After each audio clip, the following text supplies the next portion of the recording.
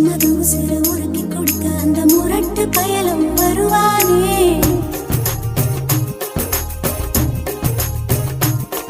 இந்த சேலை வாங்கி கொண்டு சேலை வாங்கி தன் சொந்த